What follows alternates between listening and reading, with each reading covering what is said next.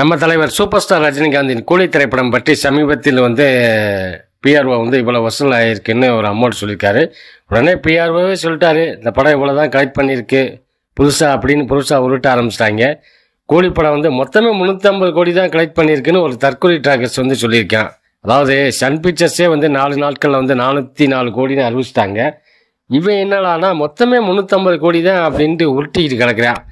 எந்த உலகத்தில் வாழ்கிறாங்கன்னே தெரியல. அதாவது அகில இந்திய அளவில் ஒருங்கிணைக்கிற அமைப்பு பார்த்தீங்கன்னா அவங்க அறிவிச்சிருக்காங்க. அவங்க அறிவித்ததே 610 கோடின்னு அறிவிச்சிருக்காங்க. அவங்க அறிவித்ததே பாலிவுட் ட்ராக்கர்ஸும் ஏற்றுக்கிட்டாங்க. இதுதான் இப்போதைக்கு அன்அபிஷியலாக 610 கோடின்னு சொல்லியிருக்கிறாங்க. ஆனால் தயாரிப்பு நிறுவனமான சன் பிக்சர்ஸ் இன்னும் அதிகாரப்பூர்வமாக அறிவிக்கலை. மற்றபடி படம் 610க்கு மேலே கோடி தான் இருக்கும் அப்படின்னு எல்லாரும் சொல்லிகிட்டு இருக்காங்க. சரி பார்ப்போம், தயாரிப்பு தரப்புலேருந்து என்ன சொல்ல வர்றாங்க, இல்லை எப்போ சொல்லுவாங்க. அப்படி நம்ம பொறுமையை தான் சோதிக்கிறாங்களோ. ரசிகர்களுக்கு எப்போ சொல்லுவாங்க சன் பிக்சர்ஸ் அப்படின்ட்டு வெயிட் பண்ணிகிட்டு இருக்காங்க.